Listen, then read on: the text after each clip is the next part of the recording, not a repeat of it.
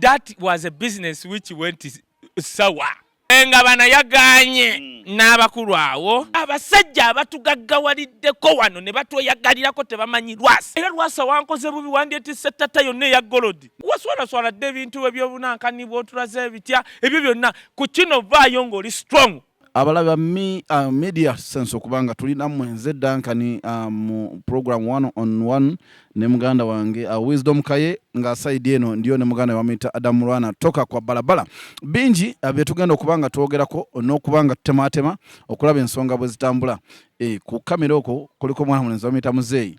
ensonga yazikwasaganya kubanga atematema bingi ebaddewo ate bingi byetugenda okubanga twogerako omukulu Lwasa wetwogerera nga yo polisi yamukutedda ali eyo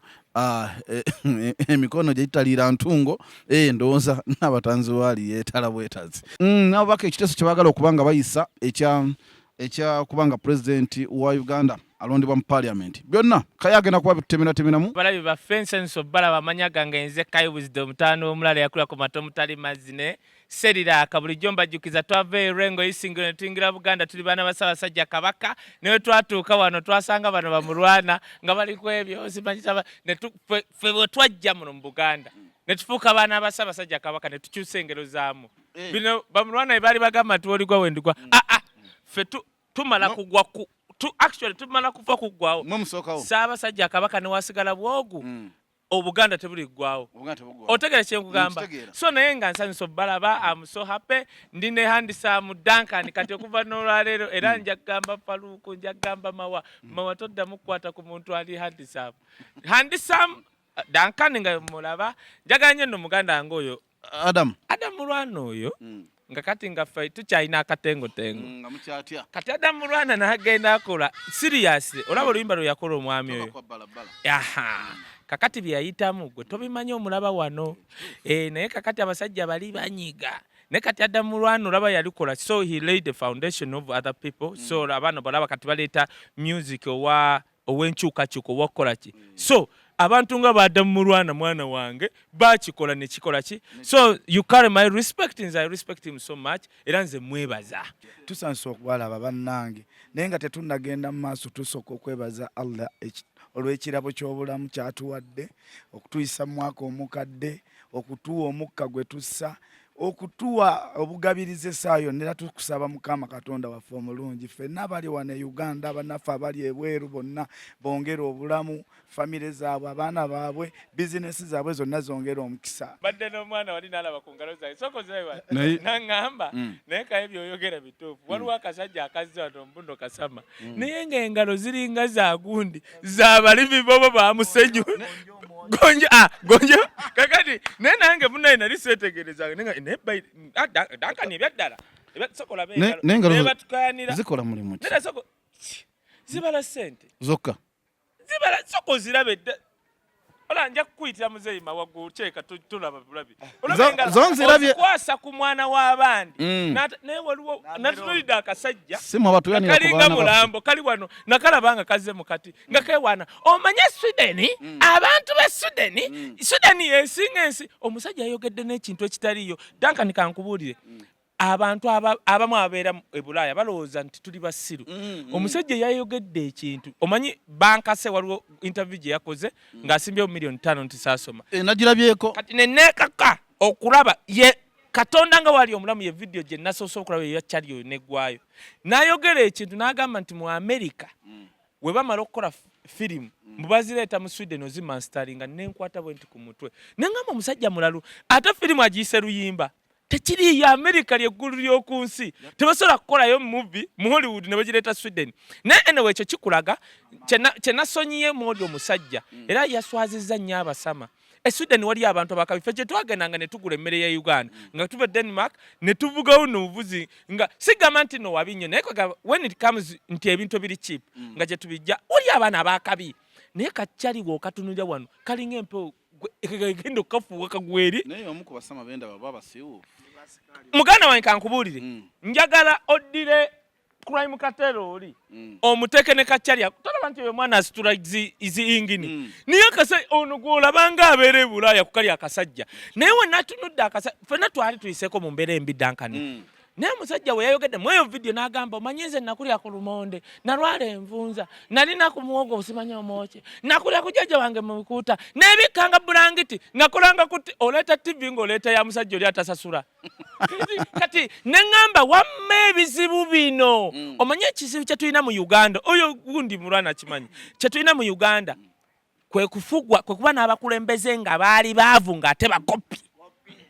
omanyi tulabyeko ku bantu abaavu Duncan naye nga bategeera kubanga tulabye abantu bangi batukuziza ku kyalo tebalina nnyo ssente naye ku mpisa waliwo haaji ffe ewaffe nga mama tatukuba naye nga batusindika wa haaji oyo nga musajja teyalina nnyo naye kati w'ogatta obwavu n'obukopi ye Uganda lwaki ekyali mabega kati tulina ekibonerezo kya President Museveni kwega Katonda yakituwanga mugugu kibonerezo ng'atubonereza ebibonerezo by'Abannayuganda kati w'ogattako akasajja ako akasiiwuufu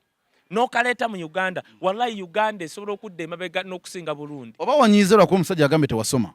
Ekiriwo kimanyi anti wiiki ejja bagenda mu savinga gundi demand note. Omusajja agamba tewasoma kayozi mwasoma. Otegedde kye nkugambye bagenda mu savinga demand note. Bwe weeyama mu kamera wano n'ogamba mbu bannange omuntu yenna akakasa nti nno Buganda erina katikkiro ngenda muwa $5,000,000 omanyi kitegeeza I'm a student of law kitegeeza omuntu yenna mu Uganda asobola ovaayo kasita akakasa nti Buganda erina katikkiro najja n'agamba wagambye kakati abaana bazze aba TV bazze waka bagenze mu bagita bata National Council of Higher Education ne banoonya amannya gange ne bagenda ku Mautek gye nasomera kankinyonyera abantu mu UK waliyo gundi university bagita Mautek mu Uganda branch yaayo yeyo gye nasomeramu Mautek yasooka okusomesa kye bayita certified public accountants osobola okugenda n'okola BCom mu Makerere ng'osomya accounts naye okufuuka certified public accountant olina kusoma ezo course CPA SCA ETD kati zaalinga Kenya bamafaabi gye baasomera ono Guy Wembale MP oba yani mafaabi Nandala Mafaabi kati Mautek netuyamba negireeta wano e Uganda every year yemu ku university single kola obulungi wekijja kwaba okufulumya accountants bangobi bonna ono PS omulaba wa ministry bebasoma ezo kakati munayi nenkwatibwa omukisa netusoma ekyokubiri yagambye mbusina mulimu mbunyina gusaba simanyi Museveni omanyi era muzeyi wange oba tuyambe tukubireyo oluyimba olulala obambye tuyamba abantu ama balina obusiru bwe buti abantu amba yagambye mbu wisdom singa yasoma singa Museveni bamuwa emirimu kati bambye entegeera ye eringa liri eggwala ly'NRM erina amabeere agalinga agamakutiya nti essuubi lyabwe liri mu kuzaala baana kubatuma Museveni muhoozi bitya kwegamba entegeera yaabwe weekoma kati lino lirowooza nti buli asomye maama wange akwate gomesemu amperere nakiva bbulu fe twasomera nakiva bbulu wali tusomye mbu nyina genda kwegalira Museveni nti mpa omulimu no ndi board director quote my words board director wa Uganda Performing Rights Society but board director manyi you get a salary of 6 gundi figures ekichoka newenkomao board director era n'ogenda ku internet n'oteeka mu Uganda Performing Rights Society n'ekifaananyi kyange kwekiri okufuuka board director tofuuka bufuusi nti nompagira Museveni no nesimbawo nenkuba Julius Kyazakalu n'abalala nenzija abatulondesa baali URSB Uganda Registration Service Bureau one of the criteria walina okuba n'empapula degree ate nga ya first class or second class upper nina second class upper degree in business administration stock management I'm a student of law I'm a certified public accountant nja kugamba company gye nkolamu okubala ebitabo kakati banange tujja bino byonna Duncan tubyogera si kwewanira ku bantu fe twavaayo okulwanira Uganda okutuuka we twagala ejje si kubanga bino betukola Duncan abantu balowooza nti bikola by'abataasoma nedda n'abaasoma abaagala Uganda ennungi kubanga kati Uganda eri nti nepotism okimanyi nepotism kitegeeza emirimu bagiwa baana baabwe nabe balinako Luganda wallahi bilayi talayi Duncan you know yafuuka mwana waani inze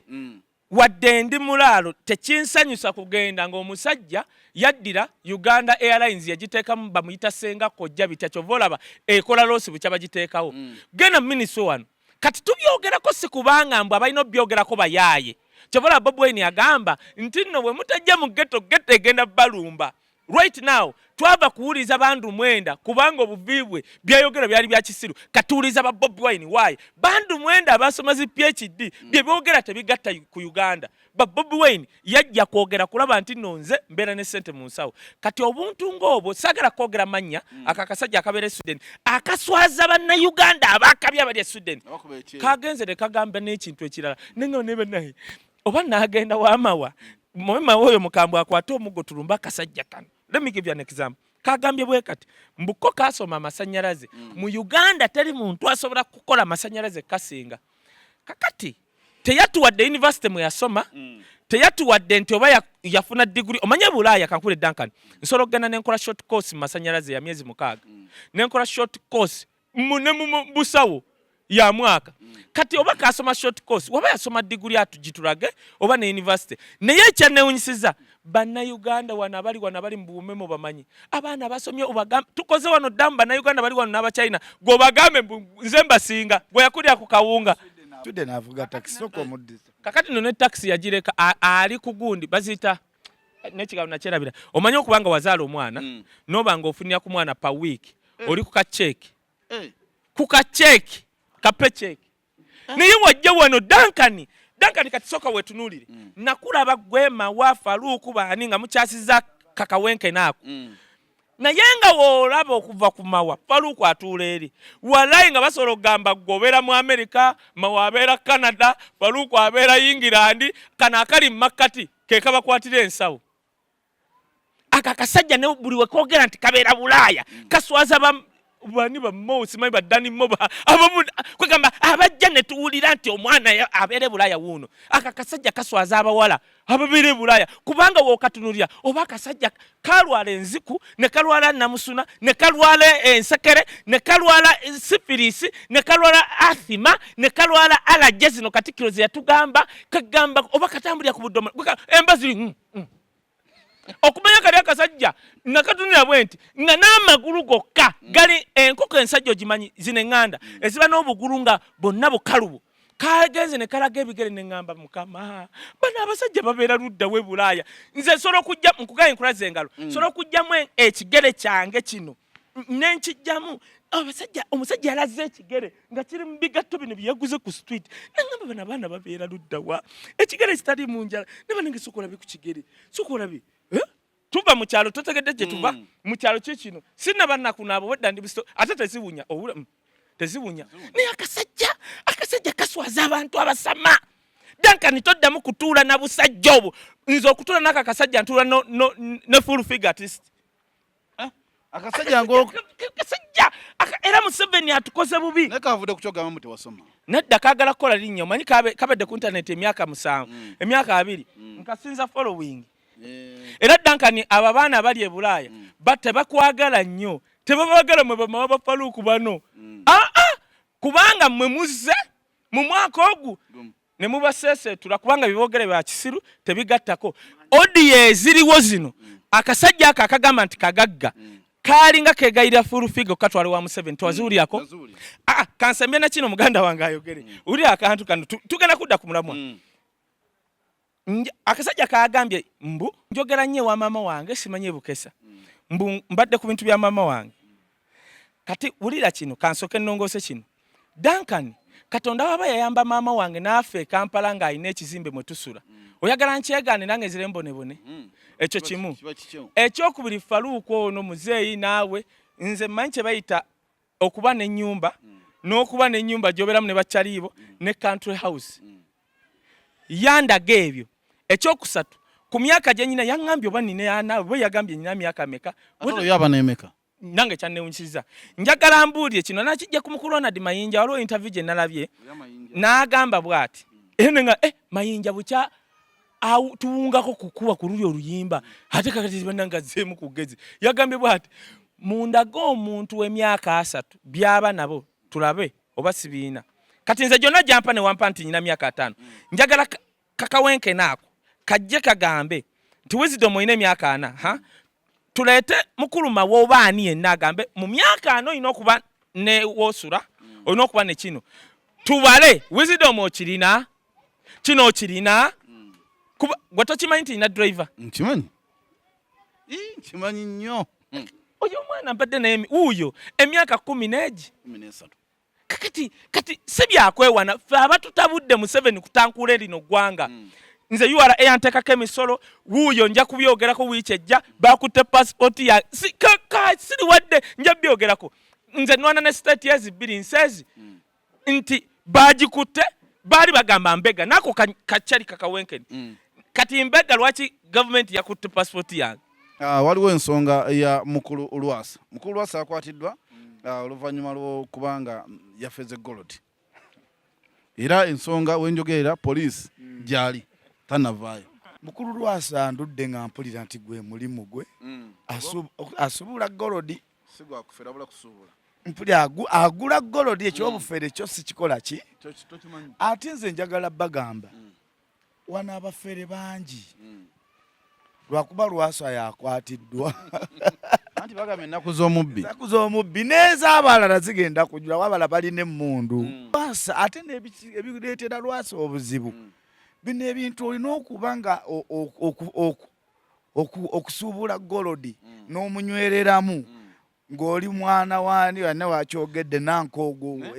Naye alinga mwana waani? Nankoogo. Wisdom agambye Nankoogo. So Lwasa alina kubeera abo bwe batyo okitegeera. Kati Lwasa yalemye naye okwebeereramu olulimi lwamulemu okuyiga. Era baba kujja mukwata naga konka kanterere Nankoogo bali tutte emisinde. Oba ku luno yakubye wa munene. Alabika bamu so munene okutuma n'otoolako. Ayinza okuba yodde wa munene. Munene n'ategeera. Omuntu anoonya ssente. Omunoonyi nga tasse muntu. Ng'ate wazikola ebintu abikolera wano Uganda. By the way omulungi nnyo. Kabalala bagenda e Congo ne batwala n'ebyokulwanyisa bya Uganda ate ebizimbe ne babigula mu America ne babigula wa mu nsi ez'ebweru. Naye Lwasa ebintu byabikolera wano tugundi klabu ye lirudawe Masaka. Iri Masaka. Wana agwazimbye amayumba n'abaana bakozesa bawano. Asinga nso Lwasa sola musalira musango lw'ensonga naye munoonyi. Ate bakozesa mukozese. Lwakuba nti omuntu asobola okukozesa agenda okulaba ogenda ovumba n'agamba sooka omusannyalaze. Weetondera Lwasa. N'ofukamira ku maviivi n'omugamba leero sooka oleke leero n'emboozi tunaagimalako Lwasa olina ky'onaamwogerako kubanga omusajja akufukamiza era basipapa ne bakuyambako kubanga akusonyiwa naye ku luno bwamusunya ate kakiddemu era actually kankiddemu ne mu kamera eno neebaza bajjo Sipapa Keti Hassani ba Emabo batuuza Lwasa ne bamugaa Lwasa oyo mutabani w'omulaalo bw'oba ogenda musibanga bakulagidde ne kye bakuwadde tukimanyi tugenda kujja mu gurupu yaffe. Good enough mukulu Lwasa n'awuliriza naye n'akola akantu yali ataddeko live gundi ye page n'agamba kakati mpulidde bakulu bannange naye nze okusonyiwa Wisdom amala kufukamira era nakyukira omukulu omu ye yagaana okubeera mu kamera ne mugamba mukulu Lwasa awulira ebigambo bino amavivi gange gano galinga gafukamira mama wange ogwo gasigala kufukamira kabaka wa Buganda bw'oba ogamba okufukamira olaba sifukamira mu 7 bw'ongamba okufukamirira ntwala Luzira n'emboozi ekome biri ku peegi ye genda ogikebere oba paka lwaka kali Wisdom nedde ekyokufukamira kiveeko n'ebitya naye kati so kino ekyofukamira kijjeewo ekyokubirinze kye nakola nassaamu ekitiibwa mukulu Bajjo Baketi bonna whatever n'ekirala baali banteze akakodyo omanyi nze nyina abantu bangi abaagala okunsiba naye bati okugenda nange 1-on-1 nze nayingira ofuna opondo nga nkimanyi yakuzibwa Baganda bawano naye avuma kabaka wawano ofuna opondo kati nze nsirike kubanga kabaka tasobola naye nga tumanyi family yamukuza na bonna abaava eyo tribe zaabwe naye avuma kabaka wa Buganda. I cannot keep quiet. Now kati abantu abamu bwe batyo bantya 1-on-1 nze nenkeera nga waliwo abantu abasobola okunsiba because mmanya nja kulwana nabo mu future not Lwasa kubanga Lwasa business zakola wuyo tugambye gold tuliyesanga wanga tuli mukukusa gold naye kati kanzire ku mulamwa Lwasa that was a business which went sour osegedde esobola okubanga nti nga bana yaganye n'abakulu awo waliwo abayagadde nga either kati bamukozesezza baagala mugoba oba something. However, njagala okugamba bannayuganda era bagenda kyewuunya. Duncan abasajja abatubbye wano tebamanyi Lwasa. Abasajja abatugaggawaliddeko wano ne batweyagalirako tebamanyi Lwasa. For the first time njagala ku defending Lwasa. Saagala muntu agambe nti no Lwasa nekisooka yabbye na Congo. Golodi tava Congo. Ne waba Uganda. Okimanyi nti Uganda Ekkalamojja waliyo Golodi. Nawo ne waffe Kasanda. Naye muganda wange ne mubende wenyini e Kasanda okimanyi nti kakati bammundu be bali wali. Era abakulu abatwalayo bagamba ekintu bansesa gundi eri UK yali ebala ensi ezivaamu Golodi. Uganda ne bagilistinga naye nga wano tetulabanko sente mu financial year nga Minister of Finance nga tugamba nti twafuna miliyoni emu okuva mu Golodi. Naye nga UK balistinga Uganda ng'ensi ma Golodi. Naye kati weebuuza waabaani. Genda wano e Masaka ng'ogenda booti mu kino bakiyita Mulwera bakyali bali wali n'Abachina basiikula omusenyu waliwo Paston Kakande ayina kampuni wali ogimanyi gwe bani bona naye njagala Duncan ove wano ogende gwe tutwala tractor twala ekitiyo ogambe nze ku ekitiyo n'akatansa ogambe nkimyeko katansa kuba ku nyumba yange yawale plasita ogojjukira omusenyu gwa bonna wallahi Duncan bajja kukuba amasasi bakyali ba wano Duncan batubbye buli munnayuganda gwenfuna ng'ayina chance nayo babba ngenda muwagira ababbe Duncan ne mala nkusanga ng'ogenze mu bananka simanyi no ate okyasobola ng'olina kye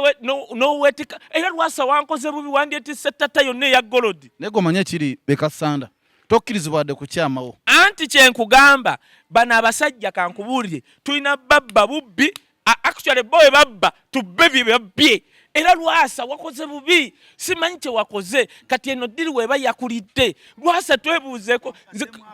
demubale kanti kankubule Duncan Lwasa n'amala jja ne kutya Golodi nanga wisdom nyambo ogikweke soka mubuuza eno ya Golodi ekisooka mmanya agibbye ku abo bakyali abatubba wallahi ngikweka Duncan bano bakyali baali banaku baali baavu kati be balina ebizimbe e Kampala bwe tufunayo omwana naddala nga wawano mu Buganda nga kati nze kankubula ekintu kimu olaba sipapa ebintu bye byakola ebyo sipapa muwagira lwa nsonga waba asobola banyeenya bw'ati n'abakanga n'avuga emmotoka embi ngamba vuga bino bikyali bazirina tebazirina naye embuga wakeera ng'alina ekizimbe bw'ati nga naye akiraga ngamba ya oyo bamuyitaani mbuga at least buli wentunulya bahamu wentunulya Drake wentunulya abaganda abasobodde to strive ne bafuna sente zaabwe ne bakola n'amaanyi gaabwe mu Kampala wano kwebyo bayitamu bingi bano abasajja basobola n'okwokya ekizimbe kyo nga bategedde gwe Drake kakati now bwenfunayo munnayuganda asobola okubabba kati olaba amafuta kyali yakeera wano ono kyali mwana ali wano ani Bobi Wine amuyita ali mu kwekyangira mu ntebe mwana gayi mwana ali mu ntebe ajechangira mu yakerese bona ajechangira mu nyona atugamba amafuta agali ehoyi magange njagala tugende wa President Museveni tulabe ewaabwe gye yakulira oba bayina ne tap y'amazzi nekyali ali mu kwekyanga agamba amafuta gage yagazumbula Lwasa bw'oba osobodde nga ddiirwa eyiise weekunkumuleko abalamuzi bawe ku ssente tokkiriza genda mu kkomera Lwasa bw'okomawo tuyambe ku luno fe tujja kujja n'ebisawo tukuyambe okwetikkirako wonooba weetikka otherwise wisdom owagira obubbi mpagira obubbi nga waliwo abba bano bakyali kubanga nabo batubbye kambuuze mukaye lwaki buli kyabugaga ekiri mu Uganda okugeza amafuta Golodi omusenyu byonna munnayuganda tabiganyiddwamu n'amataka byonna wange bano bakyali kyekino nakyogera nagamba President Museveni nakkiriza tuyina kye twasobya Katonda era Duncan either tugende bayitayo weno mbakatuliki ebukalango oba tugendeko omanya abapasa ndi mulokole n'abapasa abalokole batuyiwadde oba tugende ku Prayer Mountain oba tugende ekibuli tusaale tugambe Allah tuyambe otubuulire kye twakola ssebo otusonyiwe bano bakyali we bajja ne President Museveni ne bakyali be nonno tebawera lwakuba be balina emmundu be balina ssente ne basalawo okweyita ebintu by'abannayuganda okuba ebyabwe kyova olaba nze buli wembeera ku kamera ŋŋamba abawesitana bangi nga beekoledde ebintu byabwe basiba mu nkoola nga abaana be tebasomera nkosi ku sikaala ng'ali mu nkoola abonaabona abeekoledde abatubbye mu Uganda tebajja mu zino bombadya bwabwe bubiri kyavula bali baba batwala nga kagudde wallahi bajja kudduka mu bunyonyi bwabwe obwo osegera ekintu ekyo kati when we talk about abantu abatubbye we are not talking about westerners or Ugandans naye waliwo abantu bavaawo mu katundu kamu awere ebitundu bifaanana bityo osegera nze ngenda nali ekiruhura gayina ng'akaye olaba dyalafu omwene yentuufu ne bakyali balangirira ebifu baatukuba emboko kubanga tebasobola kukkiriza kiruhura kuvaayo obululu bwe butyo nga bwa Bobby naye ku kino Duncan tugambe bwe tuti nze era Lwasa muzeeyi Lwasa don't feel small tofiiringa ng'aswadde waswalaswaladde ebintu ebyobunankanni bw'otulaze ebitya ebyo byonna ku kino vaayo ng'oli strong fe tujja kuwolereza tugambe sebo weba nze Duncan buli muntu gwendaba kubanga tugenda mukubira emizira bulya omanya amini yagala nagamba naye muve ku bino bwe mamugaba bababba tuuka mu ring ba knockout Duncan nze nengwa ku Munnayuganda ne bwe nkulanga ofuutuka mu kikomera kyemmanyidde ddala nti oyo munyampi wallahi nze nkukweka kubanga bakyali batubbye kati kankuwa example nkiveeko olaba twalina wano emisango gya Bank of Uganda ne wajja omukazi mwena mwamula muddugavu alina amagulu ge malungi simanyi bitya twawunzika era omuganda Kasekende yagenze kyokka Kasekende nga baali bamubala kusikira mutebire ng'avudde ku experience gy'alina obumanyi naki right now wetwogere ali mu World Bank twafiirwa experience ye yonna naye oli omukyala yajja n'amagulu ga malungi esente nga zambulako ng'ali mu Bank of Uganda byonna sente ezaabulaawo naye omusango tetumanyi gye gwalaga juzi twali wano kati olaba Ssennyonyi ali mu kunoonyereza kyali bamuyita MP w'Embale Mbalala biki yagula ploti 3 tajjukira na kujjukira sente ze yasasulako naye teyazimalaayo yaleeta receipt nga za photocopy oba za kunassa naye omanya ekyaguddewo Gigi Betty Kamya kubanga Museveni yamugamba nviira ku babbi bange yamugamba Kasaba Zibba ne basireka wano naye gwe gendo Duncan gendo bo mutwalo gumu Museveni ajja kusibira eruzira n'ekisimu za kyerabire naye bali baagamba be banne omusajja ploti ettaka lya Uganda Railway Betty Kamya yakedde n'agamba Ssennyonyi mpa ripooti yonna ekwata ku bintu ebyo ayagala bitwala Ssennyonyi alekerawo bikola kibinonyerezaako kyenneebaza Nuupu ne Bobi Wine yes Nuupu erina abantu abamu bemupya abatuyiyeeyo bempulira abalirwedde okulya naye ate Bobi Wine yabagamba nti abantu bano bemupi mmanyi bugenda kukya lumu nsigaze 10 oba 2 oba 3 nga Yesu yalina abayigiriza nga bawera 13 ne bakenda ne bafuuka 72 twawuzika bafuusa aba 3 Bobi Wine akimanyi naye Nuupu kyetuyambye Ssennyonyi yayimiridde ku magulu ge n'agamba Betty Kamya first of all toyina buyinza kunjako byennonyerezaako linda ripooti gye nnaafulumya wadde temugikoleko nenyina okubuusa bannayuganda nti waliwo abantu abaatubba no kubanga President Museveni takyaweza myaka 10 wano kakati tulina okumanya bw'aliva wano baani abatuddiza ebyaffe na baani abaatubba gwe kyali n'akeera ku makyanga bagamba nti enanyini gundi entebe ya pooti nga mu 80s yali munaku wano naye ng'alina kampuni esolooza ebintu byonna babyegabanya Duncan ojja kulaba nga ekasandawo Gold avaayo waliwo noogu amusolooza Ekkalamojja wallahi toliraba ku Gold w'Ekkalamojja tebamulistinga oyo waliwo yamwesooka kakati njagala yenna abba bakyali bano Duncan era woliba olina ddiirwa ebba bakyali bano nze oŋŋambanga kaye nkweka nja kukweka kasita oba obabba emipiira kale n'obabanda weya ani ne muganda wange Adamu Lwana tutambula bingi nnyo ebinyigiriza Munnayuganda byetwetaawo okubanga twogerako Golodi Bannayuganda bamusima naye nga muganda bwagambye terukyangayo wadde lunaku n'olumu ne batugamba nti sente zivudde mu Golodi oba zivudde mu musenyu oba zivudde mu mafuta zizino wabula sente zino zasigala kuyamba muntu Ssekinomu na famire ffe Bannayuganda tulina kutoba era ndowooza Katonda tujja mwetondera muganda bwagambye tujja fukamira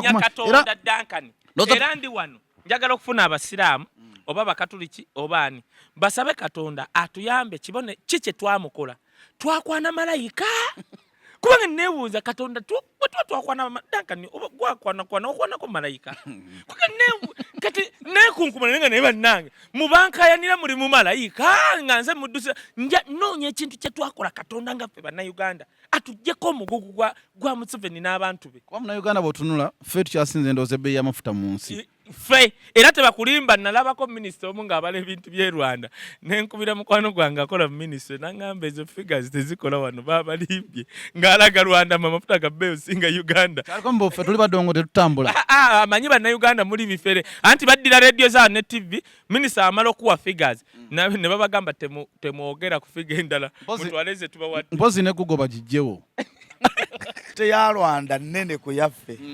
Teyaffe yali wansi nnyo okitegeera kati ne bajjanga badongowaza abantu obubbi bwabwe babutadde ku percentage esinga ewala kuba bano buli kintu kyonna kya bubbi. Amataka gonna bagabbye. Njagala okwate ku luguudo ove Nansana otuuke Ekiboga wokka awo wokka Ekiboga obale petrol stations eziri ku kkubo ezo ziwera nabala petrol stations zaali 125. So kati obubbi obuli wano e Uganda banoonya n'engeri gye basobola obwewolereza naye nga tebakyasobola. Minisita n'ayimirira n'agamba amafuta g'e Rwanda gali waggulu ku gaffe. Ye kijja kale ne bwe baba batusingako abeera gabbeeyi neffe tugalina. Ate bo tebagayina. Bamaze ebbanga bagamba nti amafuta ensi za rankingadde ensi ezirina amafuta nga Uganda mweri. Ku ky'amafuta amafuta g'e Rwanda gayita wano. Kagame yazimbye oluguudo negwe nze njagala Kagame ye dictator nga akolera abantu be yakera bana bawana NRM ne bamujerega azimbye oluguudo paka Tanzania naga kati mubadde munewanisa nti ebyenjagala biyita Uganda kati bigenda kuyita Tanzania nekyewunyisa amafuta Rwanda talina amafuta ffe tugayina. Rwanda bedde evuga amafuta okuva mu Mombasa ne gayita e Uganda ne gatuuka e Rwanda ate ne bagatunda ku ssente entono. Okusinga ezawano. Ezawano. Naye kati ate ffe abagalina gabbeeyi ne tugenda wala. Masanyalaze. Uganda wange Engongo Road nga tuli Kenya. Nenga buli kamu atayako masanyalaze. Paka wenna mubuuza ne unity wano mwe muzigira mmeka. Nga waateekako 10 siringi 10 kya Kenya. Sente ntono nnyo y'ekikumi teziwerera bana 13 oba ziri 10 something ng'asobola okufumbako ne mufumba kyayo olunaku ne mukola ki negwe ddira wano bw'oteekako omutwalo bakuwadde unit 10 bakuwadde 3 olwo bakuwa 2. Tetulina muwendo mutuufu gwa mafuta. Tetulina lwa nsonga amasanyalaze waliwo bannannyini baago. Oli yakola endagaano ya umeme n'ogisoma n'ogisomera bannayuganda basobola n'okwetuga. Umeme erina kampuni nga 5 mu yo. Eina abakola amasanyalaze abagatambuza mu waya n'abagakuwa simanyi n'abakola naye kati kanjogere ku kino obutava olaba amasanyalaze transmission company abagatambuza okuva ejjinja okujja nga gajja gayita mu waya okutuuka ku muti ogwo gugenda okugabira kampuni eno ekugabira mu nyumba yondala naye ndi kweno transmission egajje ejjinja paka ku muti gwo gw'osasudde. Katugeze Munnayuganda ategeera kiro ndowooza kiro emu mpayo kiremu kiro kati singa amasanyalaze agava ejjinja gazze nga bagafulumiza gali mu kiro emu kakose kiro ekiriyangulira banne oba kale kiro 5 gagenda otuuka ku muti guno ng'ezibadde kiro 5 zifuuse kiro 4 oba kiro 3 kuba agamu gabulira mu bbanga mu kutambula. Oli yakola endagaano nti amasanyalaze agabulidde mu kkubo gavumenti ya Uganda erina okugasasula. Ekyewunyisa n'okwewunyisa kino kati ate kinyiiza kyekisembayo eri endagaano enyiiza kuba bano abasajja battima. Kampuni ekola amasanyalaze okuva ejjinja singa efulumya katugamba amasanyalaze agenkana kiro 3 Uganda nekosaako kiro 10 gavumenti ya Uganda esasula amasanyalaze ago ge batakozesezza. Kyokka gavumenti ya Uganda yandibadde ekola bweti mu ssebbeeyi y'amasanyalaze indati buli gemukola olunaku bannayuganda bagakozesa awo tebakola kuba baagala obe munaku. Waliwo ekiteeko ekyagala okuyita ng'omukulembeze gwanga palamenti yemulonda. Mumulowooza kino kigendereddwamu ki kuyamba munnayuganda oba waliwo abantu abaagala okuba nga bo bayisaawo ebyabwe? Eggwanga we lyatuuka abantu balina self interest. Wane eggwanga bantu balyeguza era bo bamanyi nti obulamu bwabwe mpaka okuggwawo eggwanga libeera lyabwe. kati eryo etteeka lye baagala okuyisaawo ate nze njagala ntegeeze bannayuganda nti mwami Museveni waageza n'akuba akagombe bw'ati aba akitegeeza era ekyo kye mulaba kye batandise okwogerayogerako batandise ddo budgetinga nti buli mubaka wa paalamenti tugenda muwase obuwumbi bumeka ab'opposition gwe wa NRM ogenda funa buli kawumbi kamu ow'opposition tumuwa obuwumbi bubiri kino tebakikola nti baagala Uganda ebeere ne democracy yali abaddewo di democracy tebasobola olw'ensonga nti ebbanga lyonna Uganda terina democracy naye ekizibu ekireetedde Museveni n'akakundi kakaba mafia ne famire ye kwe kweremeza mu buyinza okitegedde muganda gwe njagala nkubuulira abantu abo bakoze bannayuganda ebikolobere binyiiza ebituusiza nga munnayuganda nawe oba omukoledde kitasobola kujjukira nti wali okimukoledde bannayuganda ekisooka banyigiriziddwa bafudde basibiddwa obwavu bubalumye bakubiddwa kibooko kati balowoozeza nti 2026 tugenda bagamba ki tuzaako ki mubbye amataka gaabwe ab'ennakasongole abali ennakasongole waffe eruweero abantu abo be twayogeddeko bannankogu ettaka baaligula era tuteeberezebwa okuba nga ettaka eryo lirimu ebyobugagga bye tutamanyi either amafuta oba gold baateekayo balakisi square miles mpaka Kigumba wonna baalyeguza babbye amataka mu Buganda wano okitegeera bakubya abantu eggwanga balyonoonye eggwanga terikyali ku mulamwa wano Uganda woosanga nga buli muntu alina bbeeyi ye gy'atunda ng'ate agiguza munaku n'osanga ng'ono atunda kiro ya sukaali 3,500 ng'oli agitunda 5,000 ekyo kizze nti obubbi babusize kati bejjuse saa zino tugenda kukola buli muntu munyiivu kati bagenze bategeera nti akalulu akajja tebagenda sobola kawangula tudde waneene we bakamala okubba akalulu ekayunga kati gwe njagala ombuulire 2026 osobola okuddayo ekayunga n'obbayo akalulu kano nga bwe baba bakutta obujega bamanye ekiddako ki nebbanga ddene balina omuntu gwebadde ekikonwa kibadde batembeya nti singa Museveni aba avuddeko tuzaako kino naye mu bantu bakitunda kyakola ki abantu ne bakigaana kati bayiiya obukodyo balabe nti gavumenti eno wekola ekyo kiteeka kuba bakimanyi nti bwe baleeta ekiteeka nti bagenda kubba obululu ababaka ba paalamenti basobole okuba nga abaabwe bangi ezo babakozesa sente nnyingi nga n'abaopposition bennyini babagula kuba bo bangu bakugula mwalaba akalulu ka sipiika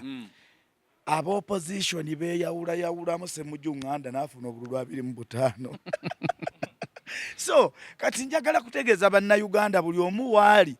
oba oli mukyala oba oli musajja gula empale nga ya jjiini ofune n'omusipi twesibe ebiwato binywere kuba bwe tulaga eggwanga ligenda mu kaseera akasinga okubeera akazibu so njagala tegeeza bannayuganda mwenna mukunga abakulembeze baffe ab'opposition oba yessaawa ziri waddewo enkaayana wabaddewo obutali bwenkanya butali obubanga tebakwatagana yessaawa ab'opposition bakole ki beegatte baveeyo n'eddoboozi eri ogamba ab'opposition okwegatta nze manyi opposition yaffe yawano abantu abasinga babagenze kulya oli bw'anaaleka Kaye Wisdom agenda bajalowooza Kaye tajja mumenyera ku mugaati okitegeera kinaasoboka gwe nga bw'oba olaba kisoboka bannayuganda bonna baba basazeewo okununula ensi yaabwe Kaye ekiteeka kyagala kufuluma paalamenti eyise ekiteeka jangu koleko bo jangu mukulumawa bannanga batula mukulumawa zera katono nayo jangu buuze ku bantu second emu abantu aba wakuwanwa ndi wanu wano olwaleero mbadde tutayita one on one ne Kaye Wisdom tuli wano olwaleero mbadde mpitayita ne musanga wano mubadde ku mulamwa ki twogera ku Uganda n'ebiriwo olaba kakati Duncan andeseeko ewammwe mukawewo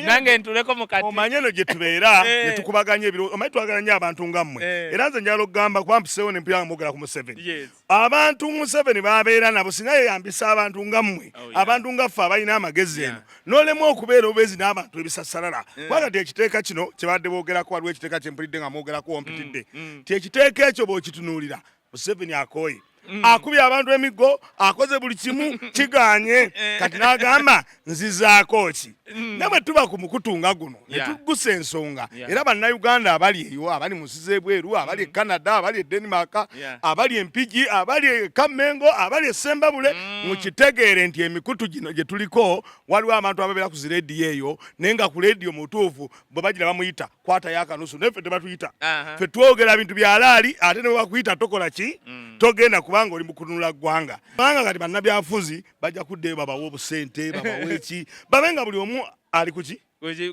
ali kululwe so mu mbeera eyo mbadde njagala okutegeeza abantu mwenna ababeera ne Wisdom Kaye Wisdom ono gwe mulaba akola ebintu bingi era nabaddeko bwe nawulidde nti waliwo omusajja yakuzerezezereze tewasoma simanyi obeera Bukesa omuntu okubeera sebo ebukesa nga maama we yagulaawo oba dadiwo ekyo sebo kiba kya bbeeyi actually na mu central or ambiance opposite okujjago omuntu nga bakukula totegeera naye omuntu okubeera obubeezi wali ebukesa oli tayawula ebbeeyi y'ebukesa ne yeekalangalo dakani omutadde omukutemuliza katubajja muze kuba second nkwagala nnyo mukoze ekintu ky'omukati ne ttiimu yonna nze bannayuganda bankubira ne bagaba bakyalya baba balinze ekyo n'ekintu tokizanyisa kiri God given era nze njagala bonna abantu omukati nze ogende obangambire you carry my respect mwebale nnyo mwebale ekyo no government kyetayagala kubanga yagala okufuga abantu ebisasalala nga tebamanyi info ku mulembe guno government neba yani tekyasobola kufuga bisasalala kubanga kyeki kyegambye kati golaba ebintu byoyogera byamagezi nnyo era wabaayo oyo omuvuka eyaze nakujeregerera osinga ba minister thank you okusebitu abadde mawayiseeko waneeno tubadde ku siri zaffe za bulijjo muganda wa Kaye Wisdom namuyita ne tusobola okuba lwaki omuyise olwakuba we muyise anti mukola good combination gwine eddakiika olumwana babita crime cartel ayino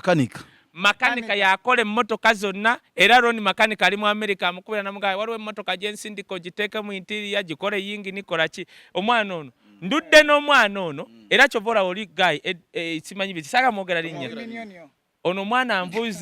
anvuze okumala emyaka 13 n'egyo nakamala senior 4 andi tetwawukanangako tammanjangako nebaza mukama mulabye ngaakulaakulana simulesano kumujereka kuba mukozi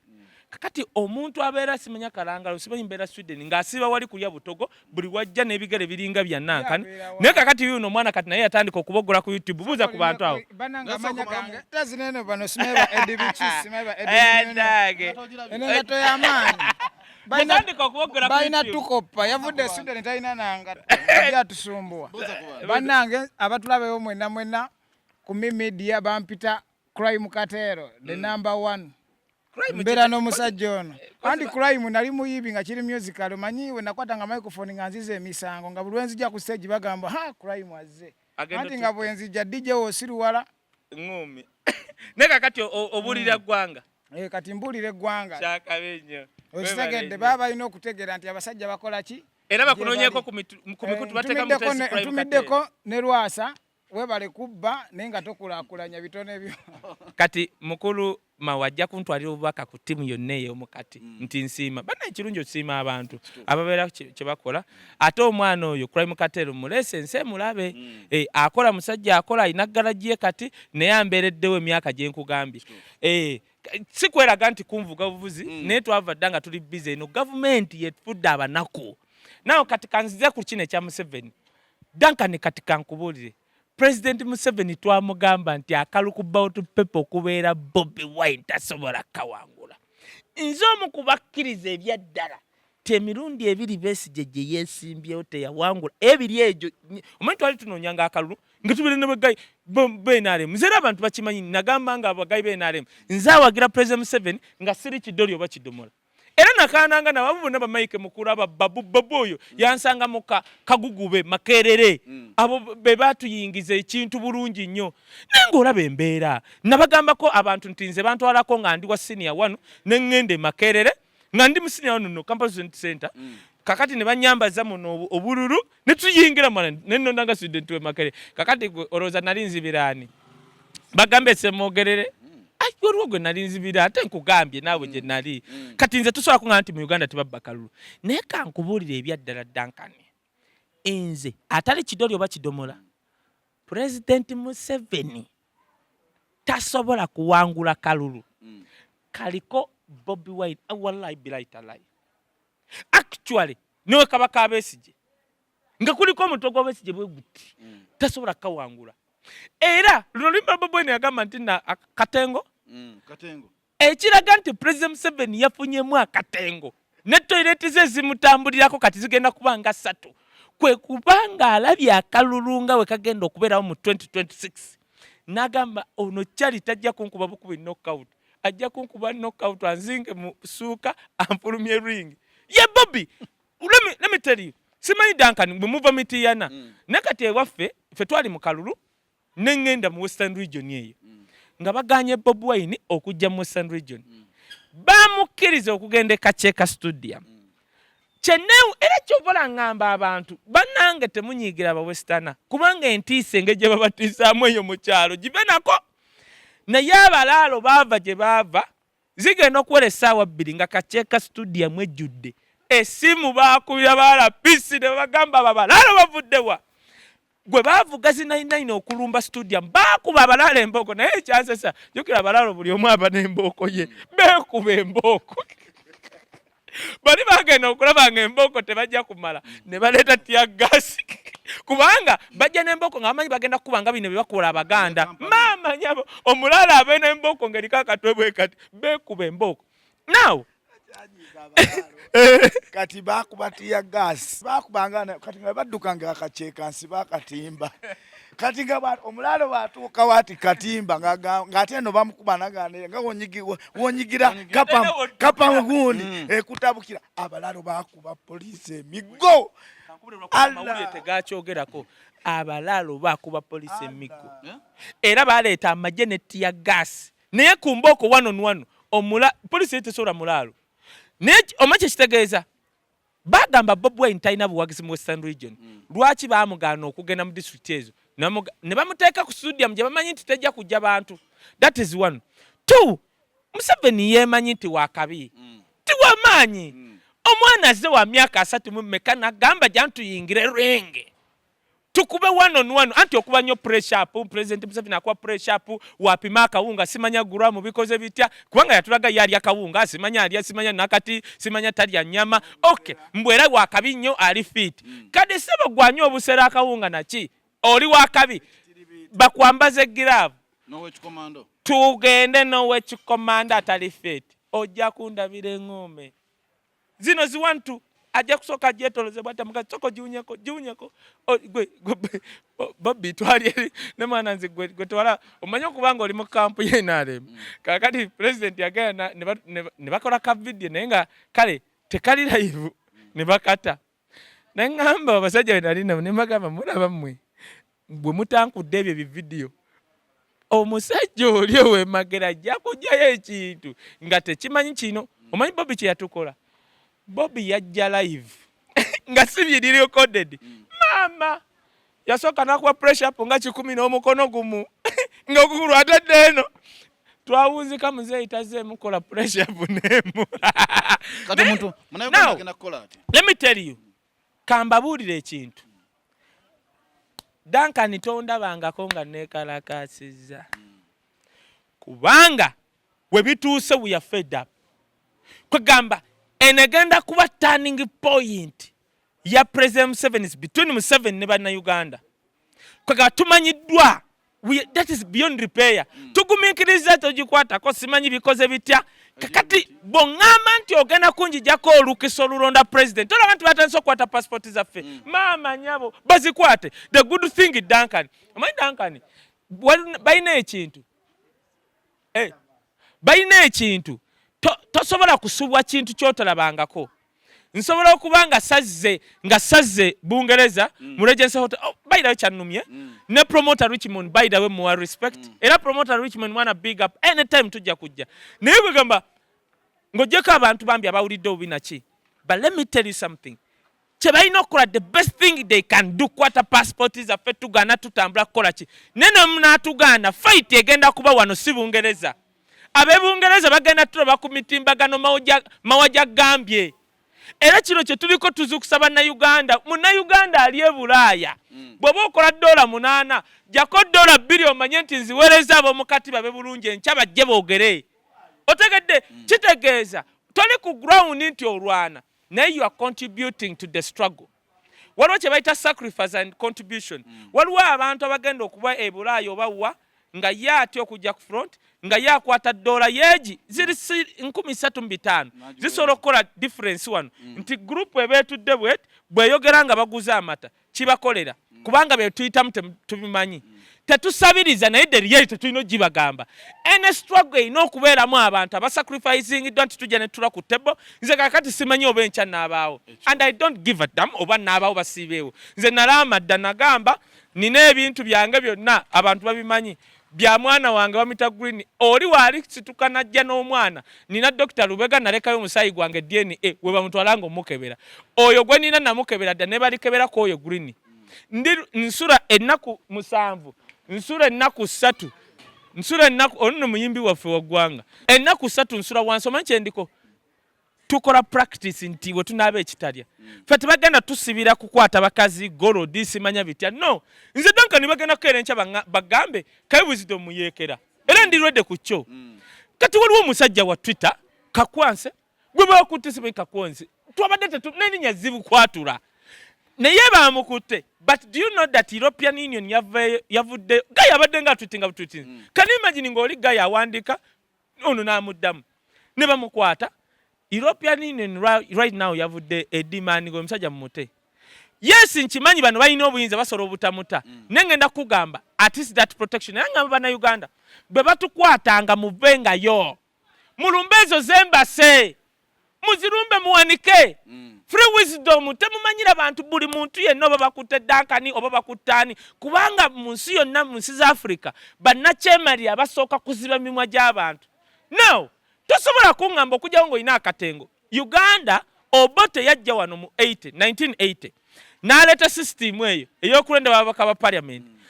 n'akola ekintu bonna abamemba ba parliament abali mu Buganda abayitamu byagenda otuuka ku Paul Muwanga yawamba akakiiko n'aba nga yalangirira ekinnuma ku Baganda ababadde wano beemupi naddala ab'NRM for example n'omukazi agamba NRM oyogera butya ono yese ninde yali wakiso evegga yaza nedde entebe nedde mpiji neddawa omukazi oyo yagaana wakiso gitemamu bw'ojje waffe mwesa ni Uganda waliwo ono challenge sola n'omwogera waliwo Guy MP naye alina constituency 2 zakiikiri okufuuka MP constituency ezo 2 ne woozigatta tezenkanankana kansala w'e Makindye bantu bamulonda. Museveni yagenda mwesa ni Uganda n'akola constituency esukka mu ebyo wane Kampala mu Buganda n'agaana kati ayagala of course abawestana babakanga ajja kumanya broko yange ajja mu Buganda akwatewo abanyampi be abawesente kange abenga kwali kino ate njagala kigamba abantu abeegomba okuba abakulembeze ba Uganda if Katonda waliba either yebasewo bakoze kinakikkiriza okutandikira ddala mu first family kambalabule singa President Museveni akola olukujjukujju n'akyusa ebyo kitegeeza buli eyeegomba mu eyo family mugenda kuba very far away from the source of power temuli fuga wano buli Museveni gyakoma okuleeta byaleeta tanyigi kubanga yakaddiyo omanyi akakadde omuntu omukadde akakadde tekeeguya bali kaziika ye by the way n'ekintu ekimu lwaki President Museveni atidde akalulu nalaba Reverend agamba emyaka gya Museveni nti njuzudde omanyi bannaddiinize sikyabawo kitiibwa n'atugamba nti musajja muto ekimu ku kimuganye kati emyaka gitandise ovaayo atambulira mu mmotoka eringa buliri bitya naye olaba kakati abitidde takyasobola na kutambula kubanga the age has caught up with him. This younger generation between emyaka 2 n'emyaka 5 tukyalina amaanyi nti ate sife ebitulemye ku mulembe guno abaana baffe kubanga Duncan niffe tuli e Uganda n'owoba omanyi ky'olina okukola naye bw'okigezaako kikola ne bakitegeera nti Duncan yakikoze tawagira bye tukola bajja kukuba omusolo. Njagala okulabula President Museveni bw'oba omanyi nti okyayinamu ak'obuntu bw'oba omanyi nti oyagala ligasi yeebeere Uganda bw'oba omanyi nti no toyagala kubanga kyogenda okukola okyusa constitution togenda kikola gweweka kweziika ogenda kweziika famire yo abaana bo n'abazzukulu n'abakulinaanye Uganda tetugenda mwana omanyi Museveni namuyimbiddemu akayimba k'embuzi kwegambye nti Museveni atuyita zino embuzi ezikaama kwegamba bw'atulaba n'amatu bw'ati atuyita zino embuzi zaziza bafana zeyayimbako tikagamba aba ayagala okukyusa constitution kagamba ayita ebibuzi bye n'atandika n'akuba remix nti bambi mujje munkyusise constitution kubanga nkaddiye sebo wallahi billahi talahi gwe kyali gwe tetugenda kukkiriza ebirala twabigumiikiriza eno generation bemupigwe nowoba even if you are coming from the northern region MP yenna agenda okuyisa disi bogus simanya proposal wallahi billahi talahi we are ready for anything abakyala badde bakwesunza nnyo era banange njagala bagamba babbebi ati kyekiraga obwa handsome ekiraga obulungi bw'omusajja ebansawo